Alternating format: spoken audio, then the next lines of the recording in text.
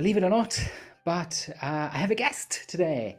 I have, someone that actually came or is coming on the show to talk to me, and we will discuss the Navy. We will discuss alcohol. We will discuss men sharing their feelings and sharing how they are. All of that in this episode of the MenTell Health Podcast. Welcome to the MenTell Health Podcast. I'm Tim, and today I'm speaking to George, who's fortunately allowed me, not allowed me, just come as a guest to my podcast, which I'm very, very excited about because he is an Instagrammer and more, and you can find him under the handle of The Mindful Bloke. I will put it in the description and in the show notes. And I've been following the page, which you should do as well for a while now. And it's really exciting stuff that's on the page there, George. Why don't you start with telling us a bit more how that came to be? Yeah, so like you said, Tim, my name's George. So I think I started it was January, so earlier this year it was. And I feel that in my experience, I've been quite lucky. So I've not had any kind of big experiences with mental health myself. I like the little bits overall, but I feel like it's just as important to focus on the little bits and it's the big bits. And I feel like that's what my page explores more. It's all more like the small things you'll experience in life. Not like, you will all have the big parts in life, when it comes to like big trauma events, such as like a loss of a family member, loss of a job. There's so many things, but I think in my experience, it has just been those smaller bits. And I think sometimes it is, if you don't accept the small things as they come, they will indefinitely build into something large. I was watching a TV program not too long ago. I'm not sure if you've seen it. It's called Ted Lasso. And there's a guy on there who was described perfectly, actually. It's more like an avalanche almost. So you have like tiny little snowflakes building up, all on this hilltop. All it takes is that one sneeze and they all come falling down. A big avalanche wipes out everything. And I believe that's what it is. And I think that's what I'm trying to do, is just to make people focus on the smaller things they might not notice in a day-to-day aspect, and to actually act on them, before they do become something that is going to be before it becomes something bigger that might actually be out of control, but to find out what it is before it becomes this big thing. Yeah. I mean, I totally feel you. That's really important to look at the everyday.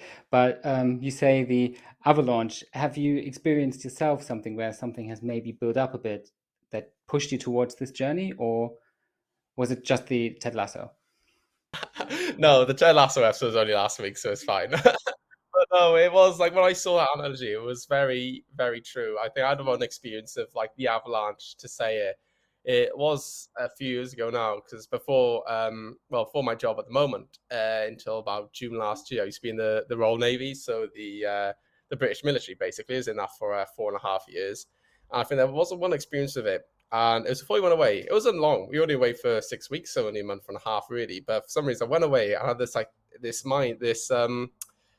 not dream in my mind, but this vision in my mind of how life is going to be. I was going to come away from like these 6 weeks, and like everything just before I went away, it's all matching up perfectly. As in, like everything's going to come. I was going to go away for 6 weeks, and it's come back, and everything's going to be perfect. I came back, and it wasn't. It all took like a U-turn.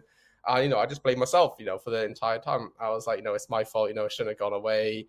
I just kept myself too distant from everything, and this is, I caused everything to happen. When in reality, it wasn't anything to do with me. It was just, sometimes things don't fall into place. It got to me for quite a few weeks actually. It's just like couldn't focus on anything, couldn't really do anything. Didn't really fancy going out, and when I did go out, it got to the point where it's like just I'd go out and drink too much. And I think my whole life now is since that moment has been like, actually, like it was one of those situations where it was out of my control, but at the same time I could have done a lot more to have stopped it happening. And I think since then, like I mentioned earlier, it is just about seeing those little signals as they come and just focus on them. So I think there was so many when I was away that I could have controlled as well. And I was just like, oh no, it'll be fine. I'll worry about that tomorrow. I'll worry about the day after, like another one, like a couple of days. I'll worry about that. And next thing you know, they all come. And that's when my avalanche happened. I was 6 weeks away. I came back, and it was just everything hit me. And I was like, right, this isn't good. Something needs to change. But when you're in that mentality at the time, when your avalanche does come, it's hard. You can't just get out of it yourself, can you? It takes a lot more than just waking up one day and go, right, I'm gonna make my life better today. It doesn't quite work like that. And it took a lot, but in the end I did get there, and here I am today. And as I mentioned earlier, that's why I'm doing what I am, because I don't want anyone else to experience their avalanches, as so to say. Yeah, I mean, that's brilliant. I think it's really encouraging to hear you and people that have experienced some hardship not wanting other people to go through it, because sometimes we have this experience where, or this mindset of, well, I had to struggle and suffer through it, so you too, it hardens you up. But that's not the case, is it? We don't really become harder as a society by having other people suffer. So what I would wondering, you trying to help people now, did anyone or did you have any resources that helped you?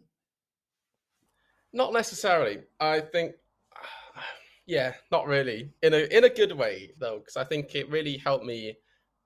It's not a healthy way to say that you should do it on your own, Mm-hmm. but for me, doing it on my own really did help me, because at the moment, I live on my own. Like I said earlier too, I work at home, so majority of my life, I say majority of my life, I say 70% of the week, I'd say, is just me on my own. So I've got used to that now, just living on my own, working at home, not seeing many people a day, which some people would hate. Like, don't get me wrong, some people would like, absolutely hate, but for me, no, I love it. But I think back then, those, like, if it was happening now, I would just be able to focus on it. But like I said, back then I didn't have, sorry, my computer's not off. Back then I didn't have those kind of resources, but it did help me knowing it was just me. At the same time, helped me a lot, because although I didn't have it, it put a lot of on me. It's like, right, even if I did, it's like I still got to make it better for myself. And but now, I had like books and podcasts I was listening to now and again, but I never had any sort of resources I could just look at and just get some information from. Mm-hmm. But I mean, that sounds, on the one hand, great that you've managed yourself Hmm. to get to the point that you are now. I mean, that shows just what kind of strength and character there is. Um, but if someone would stumble upon this episode and doesn't have Instagram, for example, so Hmm. can't follow your account, is there any advice you would give someone in the same position as you have? What resource they should turn to at first, maybe to push them into that direction? Absolutely. I just saw not too long ago about it. Like I said, if they don't have Instagram, one thing I talked about is it doesn't work for everyone, but it's trying to figure out what it is that's making you feel like you are. And as I said in my post as well, it doesn't work for everyone. It could be something like deeply traumatic. You've had a breakup, you've had a loss of a family member, you've lost your job, bits like that. And it takes a lot more, like talking, being open. But sometimes it could be something little, you could realize that your buildup is a lack of exercise or something as simple as that. Or, you used to see your friends all the time, or maybe something's not going quite right in your job. You're not obviously fired, but, something's not going quite right. But you might know someone who's kind of gone through something similar at the same time. So, for example, you're not into exercise, you completely delved away from it, and that's what's causing you to feel like you are. But at the same time, I have a friend who goes to the gym all the time, like, do like, pardon me, do like those kind of 5K park runs on the weekend, all this. And it's just reaching out to them then and asking if you can join them, really, and just, or ask them for advice. How do they do it? How do they get the motivation, to get up at 6 a.m. and do like a 3K run and all those little bits. And it could go, even if it's something as simple, maybe like it's money, especially in the UK, you got the cost of living crisis and all that, prices are going up every time. But you might have a friend, who's actually really good at budgeting their money. They might be seen as a bit frugal and be a bit tight, but at the same time, it's one of those times you got to, you got to ask them, why, how would you do it? What tips do you have? And they might say something, and I might work for you. And then slowly these little things will go away by just having these small conversations. There's someone who, is either going through the same, or has gone through the same, or is actually managing the problem you have better than you are, really. So it's community that you'd say, like build a community if you don't have one, or reach out to the community that you have. Yeah, absolutely. I've seen on your Instagram page that you were in the Royal Navy. Is that maybe somewhere where you got that sense of community, or did you already have that and that what made you join the Royal Navy? No, it was definitely something I learned in it. Like there was so many people from so many different backgrounds, so many areas of the country, and it was amazing. Everyone was great to each other. You very rarely get falling outs now and again, but everyone really loved each other. I like to think anyway. At the end of the day, But it was like the say that, like I mentioned, that if you knew you like someone was always doing, no one could be perfect, basically. That's what we found out. And some of you'd be struggling, someone would be doing much more better than you would. And I always found instead of the way, say, of people like, it's a very common phrase. People say, focus on yourselves, don't compare yourselves to others. I think in the Navy, it was very much I found, well, actually compare yourself to others, see what they're doing that you're not doing as best in, and try and learn from them to how to be better. And that's something I took on board quite a lot because, it's so easy to, like, don't compare yourself to everyone else, it is a good thing. Comparison is the thief of joy, as they say.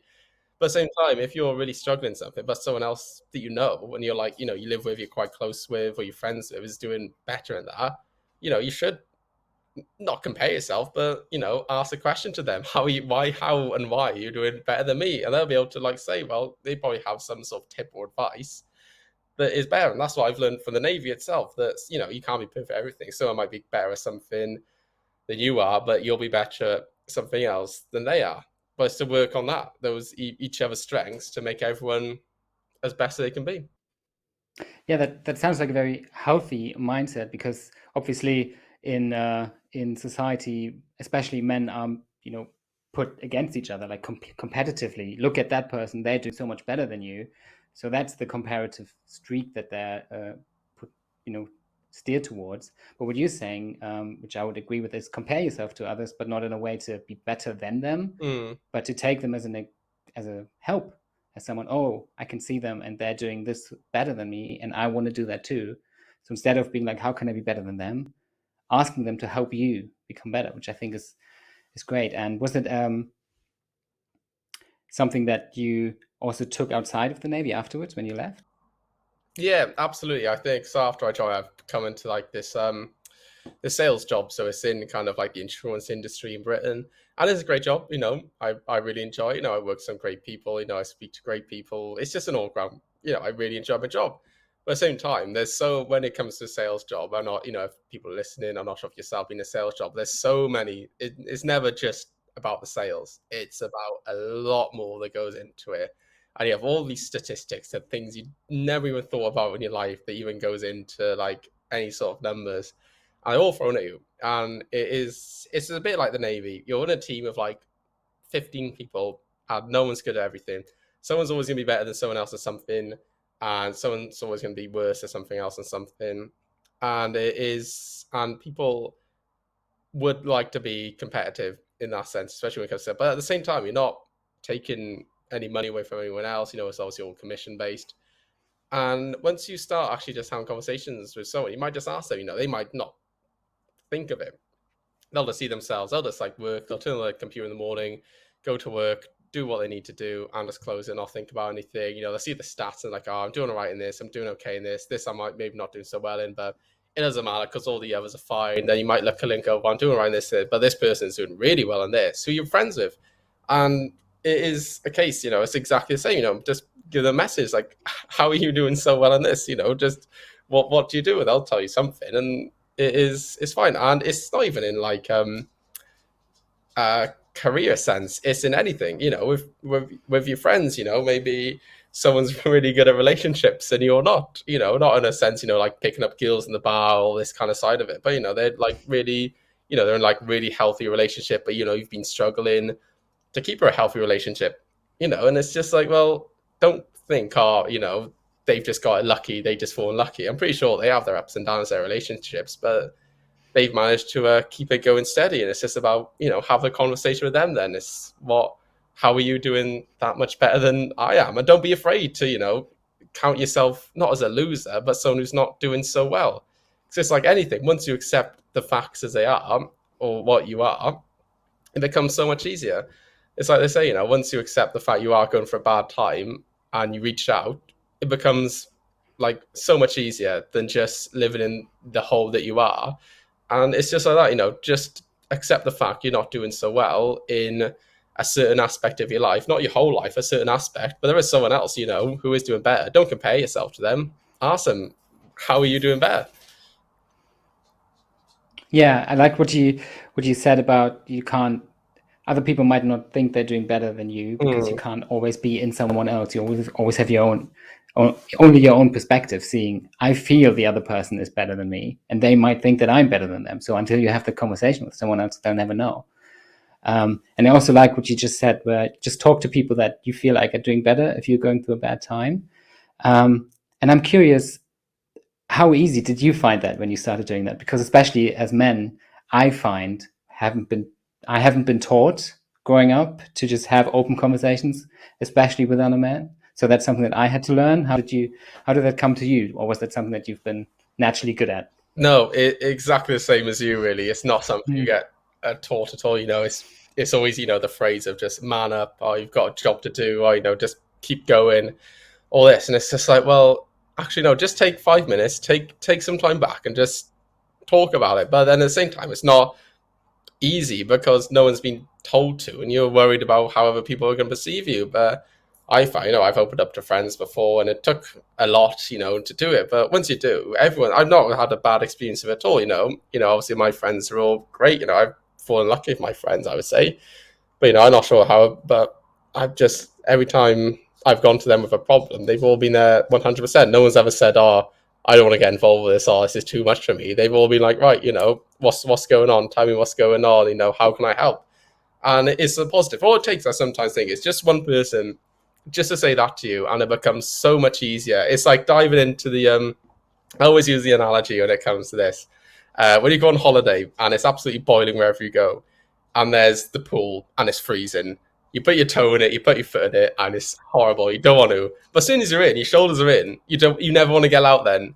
And I often feel like it's a bit like that though when it comes to the talking to people of that side of it. That once you talk to one person, you just want to talk to everyone about it. And you've also come, it's like, not get carried away, almost, but, you feel so much comfortable then just being able to have these conversations because you had the one. And I was like, oh, it wasn't that bad. So I can talk to this other friend about it, or you can talk to your family members. But just, it's just about getting your foot in the door, get your foot in the pool, in fact, and just get your shoulders in. And once the first conversation's done, they all become so much easier then. I love that. I love that analogy. That's great. I'm gonna steal that from you if you don't mind. You carry on. Thanks. And yeah, I think I also love the experience you've had. I mean, you say you had great friends, and I'm sure you do. But I also kind of take away from what you've just said that maybe it's your friends, but maybe it's everyone. We're just too afraid. We're just too afraid to have open up to someone else to have that conversation. So we always assume that they might be uncomfortable because actually the person that's most uncomfortable in that conversation is us, isn't it? At least I find that I'm the most uncomfortable person in that conversation. Exactly. And I think if you open up to someone, they don't want to talk to you, well then, are they really someone you want in your life then, really? That's like when it comes down to that. Is that actually a friend? Is it someone, if you go to someone with your problems, they don't want anything of it. It's like, well, they're not your friend, basically, at the end of the day. That's what I like to say.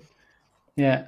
I mean, of course, people can draw their boundaries and be like, hey, I don't have the energy, but that's a different story other than being like, Yeah. nah, don't bother me with your problems. If they draw Yeah. that, like, no, nothing at all, then it's all, but if they're like, oh, I've talked to you about this and this, but when it comes to say, there might be certain topics people are uncomfortable to talk about, they might be like, I'm not so comfortable with that, but everything else I'm fine with. And have you noticed a change in your friend group that maybe people are also now taking your example? I like to say so. I'm not sure. I think we all have our like I say with me and my friends. There's probably like 8 of us in our like main group, and like we got like a group chat obviously and everything, but we won't talk about it on there. We'll talk about like individually, but like we'll talk to each other about certain things. In this, it is I've like noticed a lot that when I first opened up to them, it was a bit. They were like happy about. I say happy about. That's the wrong word, but like they were like positive, encouraging, encouraging. They're like they're not happy about it. They're not happy that I was feeling as I am. They were almost like happy that I said something and that they feel like they can, because every time I'll see something, you can just tell sometimes your friends, can't you? When they're not like they're not going for a good time. You can just tell. And when you just like open up to it, have a conversation, it's like, what's going on? Are you okay? And then they feel more confident just saying, you know what, no, rather than saying, something like, oh yeah, it's all fine, making up excuses, being, just, it's easy to say when, it's easy to come up with excuses rather than to actually say what the problem is. And I think as soon as one person just avoids excuses, they're like, right, I'm not going to, no more excuses. If someone asks me how I am, I'm just going to tell them how I am. Yeah, not just use the platitude of how are you as an excuse to say, Yeah. I'm okay, and move on to the next conversation, but actually say, I'm not good and I would like some help. Exactly. Yeah. I mean, that sounds great. And I would like to just for 1 second go back because at the beginning of our conversation, you said that your avalanche was after you've been away in the Navy for 6 weeks. But if I remember correctly, you also said it was actually already during your I don't know how you call it when you go aboard with the Navy. What's the term? Do you have a term for that? Just going away. That's all what you said. Just going away. Yeah. Okay. Before you went away with the Navy, how did you find being in the Navy at that time? Did you find there was a lot of support, not just from the people around you, your friends and colleagues, but the system as well in the Navy? Yeah, I think it's a tricky one to talk. I say it's a tricky one to talk about. It is one of those ones. I think the Navy is different for so many. Everyone joins for a different reason. In a way, you get people who have had not hard. I say a hard life. Maybe they've like struggled with like addiction to say drugs or some sort of alcohol or something like that, and they join because the Navy's disciplined, so want to get out of it. You get people who are young who just want to get paid to travel the world, and you get people who just got kids. They can't really find a stable job. They join the military. They have to go away sometimes, and they just need the stable money. So everyone's jobs are different. The reasons why people are there are different. But at the same time, when you have to go away, it's never easy for anyone. I say maybe there's one or two people who actually love going away. They just want to get away from everything. That's fine. But no one wants to leave their families, their friends for weeks or months or however long on end. So it can get tough. People will talk about it. That's what I find. People will say how much they miss this person. What their plans are. But I always think that in the Navy, it wouldn't be a case of thinking about or talking about how you feel now, but you would, instead of focusing on how you feel at the moment, you focus on how you'd be feeling at the end of the moment. So although you're in the middle of a deployment, you're halfway around the world, you haven't seen your friends, instead of thinking, right, I go for a tough time, feeling sad, you'd focus on, well, in a few months, I'd be with my family, I could be with my friends, and you would sometimes focus on the happiness in a few months, which is great. I found that really helpful, although it is bad because you were in a bad place and you weren't focusing on it.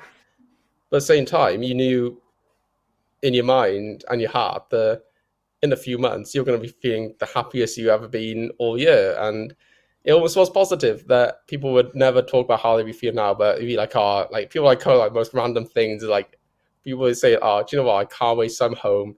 I'm lying in bed. I can hear the rain on the window at night and stuff like that. And it would just be like this, like warm, like calm feel. Like this, like little bit like people say, I can't wait to see my kids, my parents, my grandparents, my siblings, my friends, which was great. But it was just that, you never focus on how you feel at the time. It was more that you knew you were going to be feeling so much better in the future, which was, and it's great to know that sometimes. I think that's what the military was good for the mental health. I say it was good for it.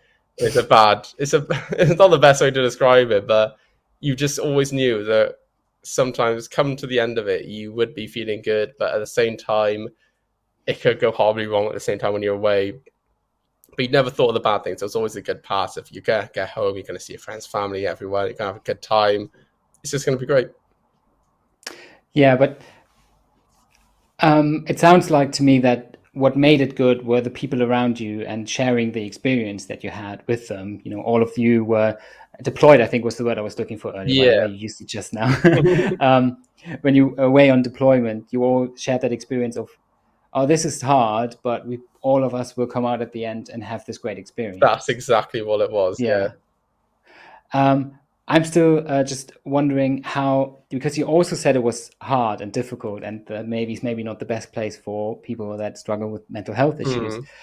How was the support system from the infrastructure that the Navy provided on these deployments, or in general during training, or not on a deployment but being at home? Was there something established, or is it something that you would say is still lacking and should be improved? The support was always there. Like no matter who you went to, like when like as you call it, the chain of command, it was always there. Like don't get me wrong, it was there, but it was more the fact of getting people to go there, which is the Mm. hardest part. I think people, just the fact, right, we got this new mental health doctor on board, and they would say, right, that's cured all the problems. Everyone's going to want to go to this doctor now. As soon as they're having a bad day, I will solve it. But it never really would work like that. It was more of the fact that, it was good to have a mental health doctor on board. Don't get me wrong. Like, that's a big thing, that you got that one person support. But at the same time, it's like, well, that's not going to cure all the problems. People still need to reach out and ask for help. That's the biggest issue that is of any sort, whether in the military or in a workplace or, just with family and friends. The biggest issue is just getting people to talk, and just that it was a lot of that in the Navy. It was about just getting down, getting your job done and just finishing. And that was it, like nothing else is said. If you got like something going on, we'd obviously address it. If like, someone's back home's, sick, you got like a old relative or, anyone, for example, is not doing so well, might not be alive by the time you get back home. And, or maybe it was a case, like you got your partner and you fell out with them and you can't get in contact with them and all that. And it was all a case of like, well, just forget that and I'll just focus on the job. And that became quite a regular thing that you push everything to the side because you've got a job to do. And at the end of the day, it was true, because when you're in the military, it is a harsh reality of it. Like, I don't think it's going to be changing anytime soon. I think it is when you're like, say, for example, when you're in the English Channel and you've got a ship who's not supposed to be in the channel, there, you do need to put all your focus on the job. Sometimes it's not something you can lack, especially when you're away. It's 24 hours a day, 7 days a week. And you do need to sometimes put some issues aside because you have got a job to do, and it is a very important job. And I think that's the harsh part of it in the military. I found that it was a case that you should feel how you should feel, but at the same time, you've got a job to do. And also, I don't agree with it, but I don't disagree with it necessarily. It's quite a hard thing to say sometimes, because I believe I was looking at a statistic not too long ago. I think there's a year in the 1980s, not sure if it's 84, 86 until 2021, where more people in the UK military actually committed suicide than died in combat. And when I saw that, I was like almost taken back by it, but not surprised at the same time, which is quite a weird thing to feel, because they expect you to open up, but at the same time they still expect you to do your job. And it's like, well, what do you want me to do? Do you want me to put myself aside? Do you want me to not focus on the job and just feel how I feel? Or at the same time, do you want me to do my job? I think they just need to figure out what they actually want people to do, really. They can't, it almost felt a bit contradictory sometimes. It was like, well, you got a job to do, but at the same time, if you don't feel like you are, say someone, but at the same time, put it aside at the same time. And it was just like this big loop. And it was like, just tell me, like, do you want me to do my job? Do you want me to, like, grieve the loss of, like, a loved one? Or do you just want me to buckle down and do it? It felt there was, like, always, like, two sides of it. And it was quite hard sometimes just to see what the right thing to do was. And more often than not, I always felt the right thing to do was just to carry on with your job. And, I did that once. I remember as a C quite a while ago. Well, I was quite a while ago now, and I was sitting there after lunch one day just watching a film, and next like my phone went off, and I messaged my dad because like Wi-Fi on board. It's like, oh, well, my dad says, it goes, oh, your grandmother's died. And I was like, oh, it wasn't unexpected, but it was one of those ones. And I went, luckily quite close to land, so I got a signal. Like I ran there and explained the situation around like a few of my friends, and I was just like, right. I was saying to him, I was like, oh, I can't talk now. I need to get back to work. My break ends in like 5-10 minutes. And I did think anything wrong. It wasn't a case of like, I need to go back to work. It was just like, right, I've got a job to do. I haven't got time for this. And it wasn't me avoiding the emotions or anything. It was just in my mind. I was just like, I just got to get back to work. And it was fair. I just went back to work and just carried on as normal. Didn't think about it. Got home. Obviously went to the funeral. It was very sad. But at the time, I was just like, there was no space for it. Yeah, it was just, and it wasn't like, I decided that myself. It wasn't a case of like, trying to mask my emotions, trying to hide them, distract myself. It was more of a case of I've got a job, really. That's what I'm getting paid for. That's the Mm. reason I joined the Navy, was to do a job. Mm. And although that sad thing happened, I still got a job to do. Yeah, yeah. I mean, that sounds horrible, to be honest. Not because of, you had the job to do. I'm sure that was the case. It just, to me, it sounds a bit like that the Navy has instituted these mental health doctors, which is a great first step. But or maybe I'm misunderstanding here. But it also sounds to me like that's a bit of a plaster where we pretend we've done something, but we don't encourage people to go there or give them the space or Mm, even do something actively to get rid of the stigma. Because what stops people from seeking out help is the fear of being stigmatized as someone less than others. mm.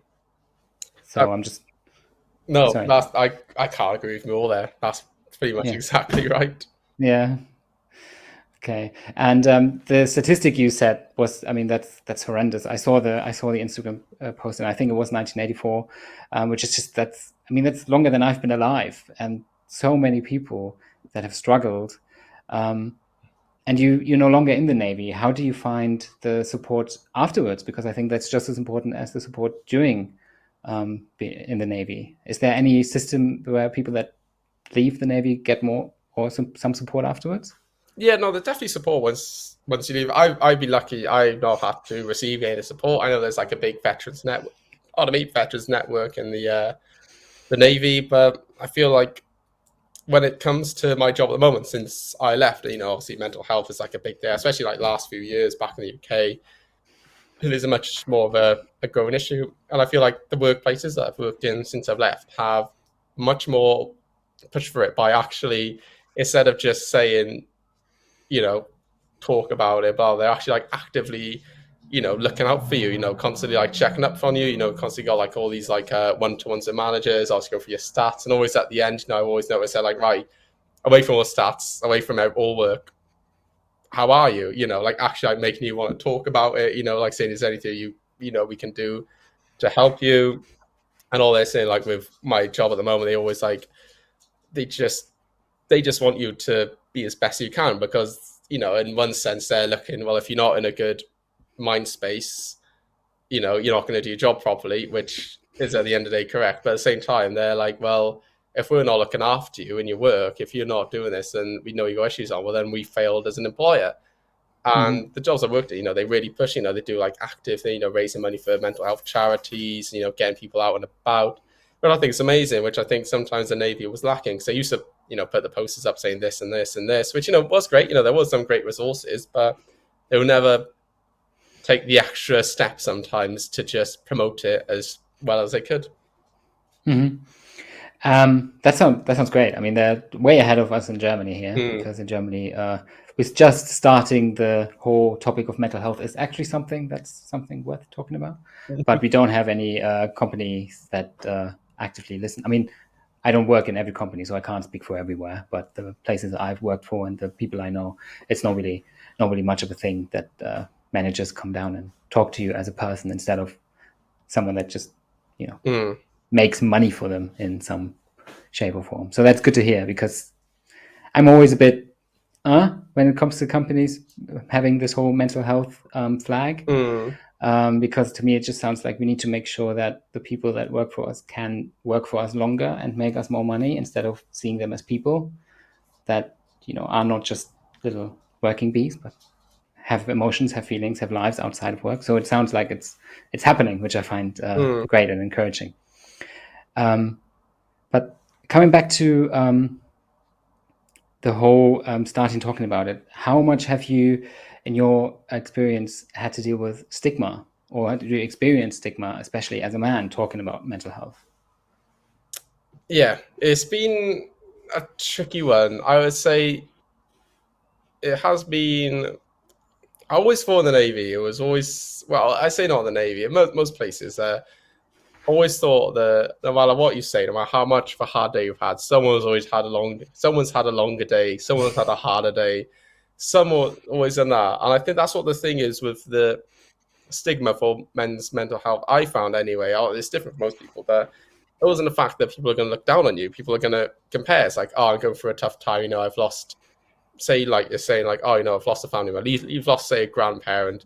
someone say, well, it sounds horrible to say, but someone like say, oh, well, I've done that, I've lost so and so. Then like a couple of days later, I've done this, or like saying, oh, I've had a hard day at work, and so like, oh, but you only work like 7 hours. I do 10-hour shifts. Like I've had a harder day than you. And I was thinking, it wasn't a fact that people are going to be like not look down on you for having a mental health issue. They're going to be like, well, stop complaining about it because I've had it harder. And that's what I found with the men's mental health side of it, is just a case when it comes to almost the comparison again, where it's not a case that people are going to look down on you and be like, oh, just man up and all this. People are going to want to be like, oh, just stop complaining. It's like, I've had it harder, someone else has had it harder, and it almost puts you off. It's like, oh, well.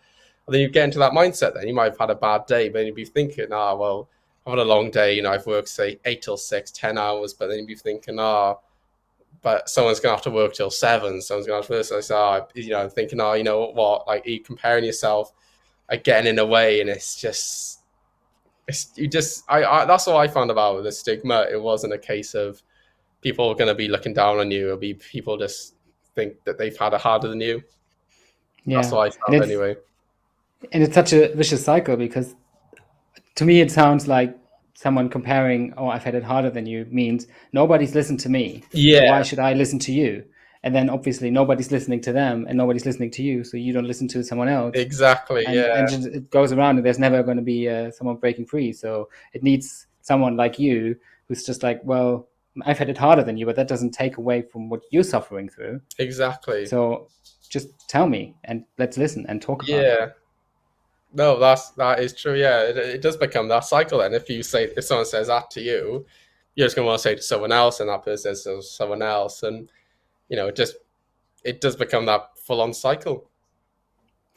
Yeah, and it's something we're really good at as men, to stay in status quos because we're used to it and don't change anything. So yeah, it takes people like you to be like, no, I'm not going to accept this anymore. I'm going to change something about it, which I'm also trying to do, but talking about you, not me. Yeah, you call your Instagram handle is the Mindful Bloke. How'd you come up with that? Is mindfulness something that you've discovered during your forte into mental health? That's what helped you the most? Yeah, and I would definitely say so. I think the word mindfulness, it can be very broad. I thought sometimes, some people think, oh, it's just like meditation, but I think it's just being like awareness more than anything of. I say it's like awareness of your mind, but it's just being aware that I always feel like mindfulness in my. Like I've always got like a definition for everything, however when it comes to mental health. But I always thought mindful is just being aware of what you're doing and how it's being affected on you by other people. And I came up like when I was like creating that, I came up with like a few names. One of them was like walk on your feelings. I think it was one of the ones, just because one of my things I like to say is just if you go for a walk. That it doesn't cause solve all the problems, but it does help. I always think like a walk's the easiest thing you could do, and I was like trying to incorporate that entirely. And I can't remember how it came. I was just sitting there, and I was just like writing down like my notepad, like different names, what to call it, but like still had some sort of meaning with them, not just like put random words. I just wrote it down. I was like the Mindful Bloke, and I was like, that's great in a way, because I was like, it's like obviously Bloke in the UK, it's like a very a common name to call like a man. Like a bloke. I'm not sure how it's in Germany, but it's a very like common kind of like phrase. And like I saw like mindful. It's just like it's correct. It's not like pinpointed to any sort of side of mental health. It's just like being mindful, just being aware, just knowing what you're doing, how it's affecting you, how it's affecting others, and just having being able to like actually look at your life, not just as you are, what you're doing, but sometimes looking at your life from a third person. Is that a third person? I can't remember. I'm not sure. So like, just like think of your life, but like think of it as like if you were to see someone living your life as a different person, would you think, oh, they've got a good life? Would you think that? And I always think that sometimes in life when I'll be sitting there of like in that evening or so, done a day of work, it'd be like 7 o'clock. I might finish work at 5. I'll just be like watching someone on TV.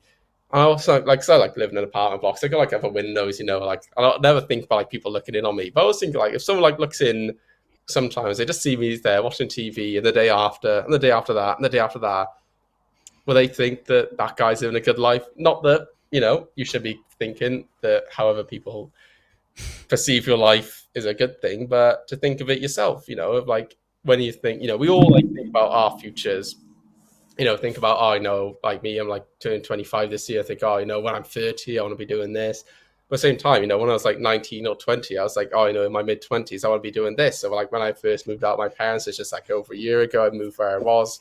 I like live in like a nice vibrant part of like Cardiff. I was like, oh, I'm going to be able to do this and this and this. And like the reality of it, you get here and it's just like, oh, I can't be bothered.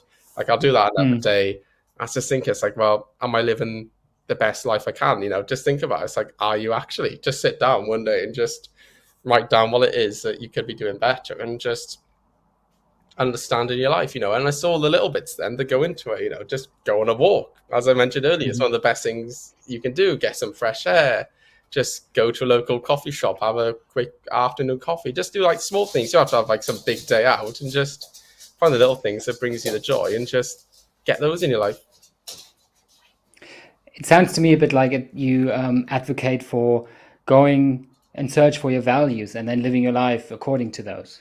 Exactly, yeah. There's one girl I follow on Instagram, and I can't remember her name. I think it was on TikTok before I deleted it because I was spending way too much time on there. But she had a year, I think it was last year it was, and at the start of the year, her New Year's resolution was, if she was to write a book and herself was to be the character of the book, how would she, I can't remember how she described it now. It was a way that, like, if she was to be a character of herself, what would this character do? Like, would this character, finish work at 5 o'clock, cook food, lie on the sofa all day, wait till like 10 o'clock and go to bed? Or they seek opportunities. They'll be constantly seeing what's going on in their area, find like extra hobbies to do, making them like, instead of like a New Year's resolution, kind of like monthly resolutions. What can I do this month? What can I do next month? And just keeping themselves active. And it becomes, and once you start doing that, it becomes a habit. That's what she was saying. By, June, July, she was doing all these great things to the point where she didn't even think that it was like a case of, it wasn't a substitute for sitting on the sofa. It was more just, well, I'm just doing this because I want to now. It's just part of my life. And as it takes a while to get into that mindset of, going out all the time in, like being social, doing things you actually want to, not just putting everything aside. We might have we have our bad days now and again where you do just want to lie on the sofa and watch TV. It's completely fine now and again. There's nothing wrong with that. I do it quite a bit, don't get me wrong. But at the same time, it's like you got to make sure that everything else, when you have your good days, you're making them the best days possible, because we're all entitled to our bad days. But once you have a good day, just keep going. Yeah, I mean, I think it also depends on what brings you joy. If sitting on the sofa and watching TV, because that's the example you used, is more like something that you do passively because you just do it and wait for the next day, then of course that can make you unhappy. But if it's something that brings you a lot of joy, then why not sit on the sofa and watch the great show that you can watch? Like, for example, exactly. If the Great British Bake Off is on, I will definitely have my ass on the sofa and watch it, no matter what's going on around outside. So that's what's happening. And I like the idea of imagining yourself as a character in a novel. The only slight problem I see, I studied literature. And I know that in a book, there always needs to be something dramatic happening. Otherwise, it's boring. Yeah, that's true. And it can be a bit exhausting, trying to make your life as exhausting as dramatic as possible. A bit like a soap opera, maybe, where every episode ends with a cliffhanger and you have the next big thing needs to happen. Yeah, they live you like a cliffhanger all the time. Yeah, so it's good to keep mindful about the balance, Yeah. Of, today I don't need anything exciting. It's exciting to just make me a nice dinner. Yeah, have a filler episode, as they call them. Yeah, and also something that obviously stops us sometimes from doing that is just if you work 50, 60 hours a week and barely make a living, which is something that's happening for quite a lot of people in the UK and also in Germany due to the inflation, it makes it harder. And it's also good to be mindful of the fact, I want to do something, but it's just not the time right now where I can. And it's okay to have a bad day. It's okay to be like, this sucks. This is not something that's, going to change by me having a good attitude. It's something that I need to accept and work on how can I, despite that, do the best I can. No, Um, I saw something. I think I can't remember where it was now. It was somewhere, and it was one of those like it was supposed to. It started off like one of those like inspirational videos you see. And I saw a person saying, have you had a bad day? Have you had like it's been a really bad day at work? This happened. I know they expect them to be like, go and do what you love, go and do this. And they said, just give up, just go to bed, go home, make yourself something pasta or something, get your favorite movie on, read your favorite book, have an early night, do this, and just accept it's a bad day, but know in your mind tomorrow is going to be 100 times better. Tomorrow is going to be the best day. And I listened to that, and I was thinking, that's really good in a way. That sometimes you do have bad days, and sometimes you just got to accept it. We always say, if you have a bad day, do what you want to do, try and turn it around. But you will have the days where nothing you do will make it good, and you just got to accept. I've had a bad day. I'm just gonna go home. Just makes myself something nice and easy to cook. Make some nice, easy, pasta and tomato sauce. Sit down, watch my favorite movie, have an early night. Not gonna go out. Not gonna walk, do any exercise. I'm just gonna accept I've had a bad day, but tomorrow when I wake up, it's gonna be so much better. yeah, and exactly, and I think it's so important that we talk about that as well, because especially in social media, not that social media is the source of all evil in the world, but it does have negative impacts on us when we only see people living their best life and Mm, everything is perfect and every day is great, and I'm sitting at home.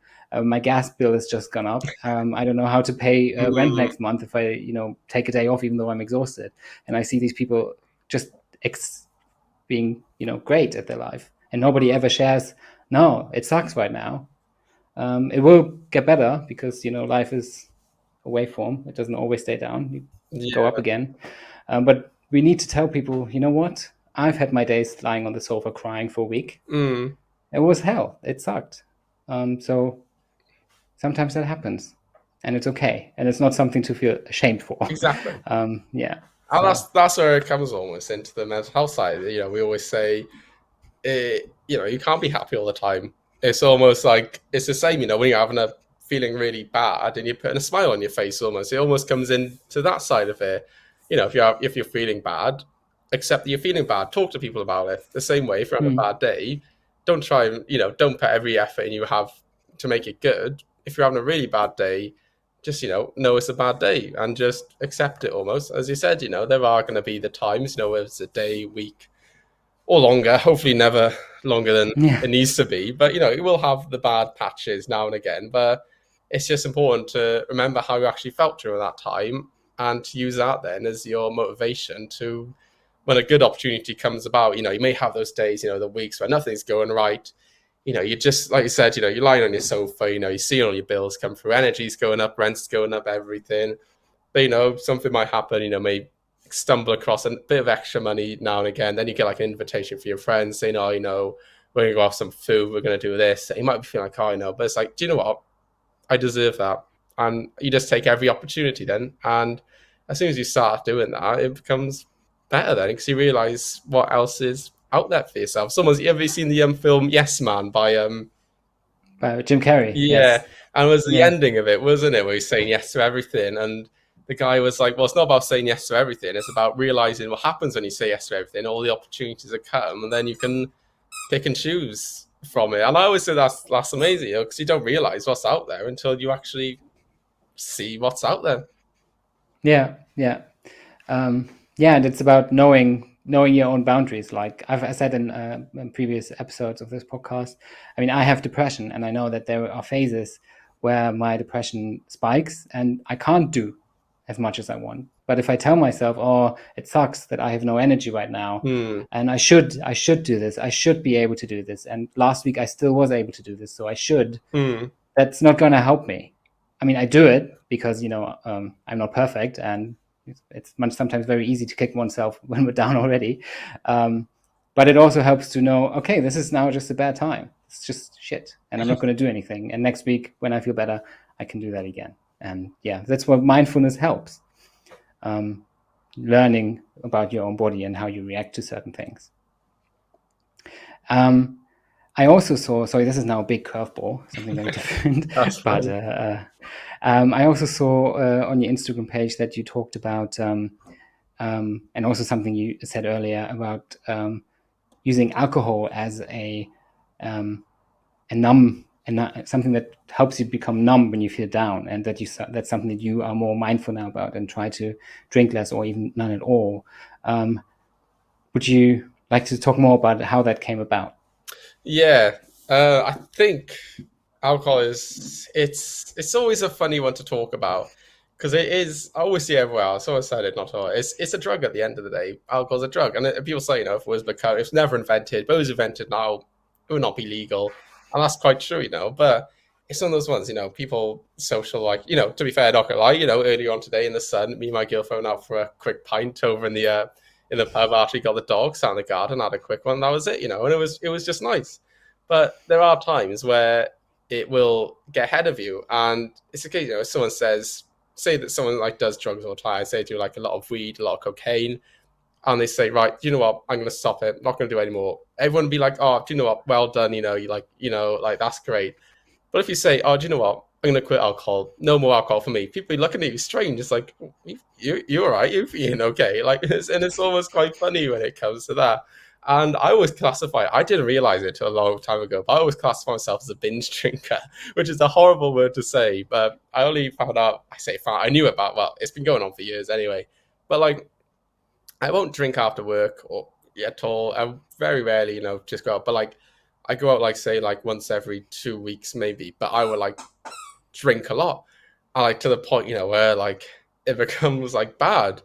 But then like it would have this knock on effect, like if I embarrass myself and all this side of it. And it's so long ago, I think it was dry January. I think I did it where I just it's a classic one. You don't drink. You overindulge usually in December and then you don't do much in January. And I had like one or two now and again, but I just, I was like, I like wake up on like a Saturday or Sunday morning at like 7 o'clock, feeling like completely refreshed. And I've all these hours in the weekend. I wasn't waking up like 11 or 12 o'clock with a taste of like beer in my mouth or like chicken curry and chips, like or anything. I wake up, I was like, oh, I've got all these like hours in the day now. I can do so much more of what I want. And I think it was one of the weekends in January. I think it's the first weekend in January it was. I always had like a big overindulgence over Christmas and everything, as many people in Britain do. And I think it was a Saturday morning. I woke up and it was like a normal time wake up. I usually wake up 6:30, did that. And I just got dressed and I went down where I live. There's like a pier. I just drove down there, got a coffee, and just watched the sunrise on a Saturday morning, which is like something I never do, like at all. I did it, and I was like, "This is amazing." I like after that, I went to like the shops, did a bit of shopping, came back, did a bit of cleaning. Next thing you know, it's like 12 o'clock, 1 o'clock in the afternoon, and I was like, well, "Everything's done for the day now." But I was also in that mindset where I'd be like, "Oh well, it's 1 o'clock, everything's done, time for a drink." Well, I was in that mindset. I was just like, "Oh, what can I do next?" And I'd had a full day, enjoyed myself, and woke up the next day feeling fresh. But at the same time, I realized now that I've controlled it a lot more. That I don't get to the point now where I need to drink a lot at once. I might do it now and again, not gonna lie, but I have so much more control over it. Whereas before, I would have 2 pints, and my mind is like, right, that's it. We need to drink as much as possible now. As soon as I got like that taste in my mouth, I need to drink. But now I can have like 1 or 2 pints, and I feel fine. And I believe it is one of those ones that in British culture now it is seen as a very social thing, drinking in a good way Mm. and a bad way. Like every now and again on like a Friday or Saturday night, I'll go see my friends, go to a local pub, have a few drinks, and then go home. Not being, still wake up in the morning feeling okay. But a few years ago, I was just drinking so much. And I remember coming back from the Navy after being away for 8 months. And I remember the first night coming back, I couldn't get sleep just because I was just so used to the background noise of the ship, like the creakings, like people snoring, vents going off. I'm in my room and it was like completely silent to the point where it was too silent I couldn't sleep. And it got to the point where I was literally just drinking all the time just so I could like be passed out in my bed because that's like the only way I could sleep. To the point where I was not even drinking because I wanted to, because I was enjoying it more so because the fact I felt like I needed it. It's like if I don't drink all this beer, all this gin, all this whatever it was. Nah, I'm not gonna be able to sleep tonight, but I want to sleep tonight. Wake up in the morning, feel like awful, and be like, oh, like I'm not gonna do it today. Then it gets like 7, 8 o'clock, and I'd be like, right, I want to sleep tonight. I'm just like drink loads, and it got to the point where it was like getting bad. Like I was like not falling out with friends. Well, I was falling out with friends in a way that over it, not directly because of that, but it was a stem from something that would have happened from that. And it was just got to the point where I was just like, it's just getting too much, and I stopped finally for a bit, and it took a while, to just grasp it. But I just remember looking back on those times, I was like, but at the same time, no one. A few people said, oh, you're drinking too much, maybe not tonight, maybe save yourself a few nights. But I just never listened to them. It's just I just almost ignored all this help. People trying to help me. But I was just like, oh, no, it's fine. I'm fine. No, I'm 23, 22, 20, however old I was. I was like, oh, I'm old. I can control it. If I want to drink, I'm going to have a drink.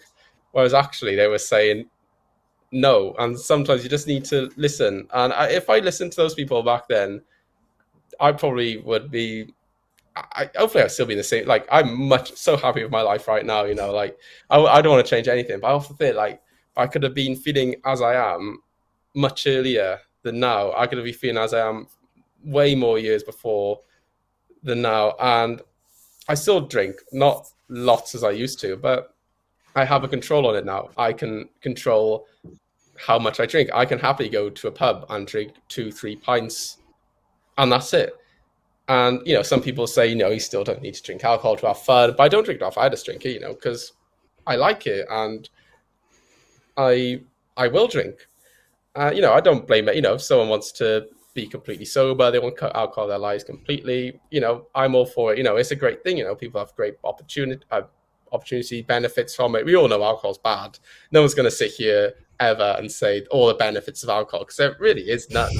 But it is one of those, unless they work for an alcohol company. Exactly. But it's just to me now, it's not something that I need. It's more of a guilty pleasure almost. You get to the end of a long week, someone might treat themselves to a chocolate bar, or they might go and buy themselves a new item of clothing, or all these bits. Everyone has their little guilty pleasure, and for me, it's just 2 pints in the sun, in the fresh air, after say a Friday or a Saturday after work, and that's me. That's my little guilty pleasure now.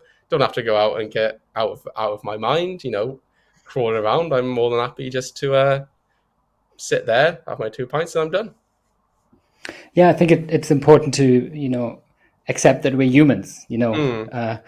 As much as I don't like the saying "you're only human," because people sometimes use it too much, and it rubs me off the wrong way sometimes. Because we are human, but yes, we are human, and it's okay to not be 100% with everything that we set our goals for, because that can just lead to frustration with drinking, or with fitness, exercise, weight gain or loss, or mental health issues. If we always only hold ourselves accountable to be 100% perfect, and we slip up, that just leads to us being way worse off than if we accept that failure is part of a journey.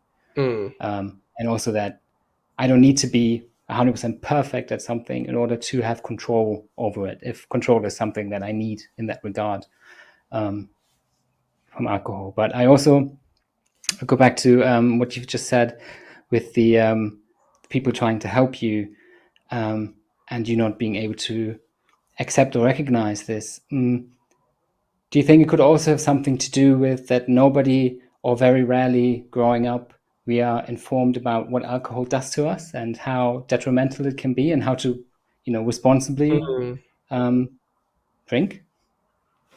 Yeah, no, absolutely.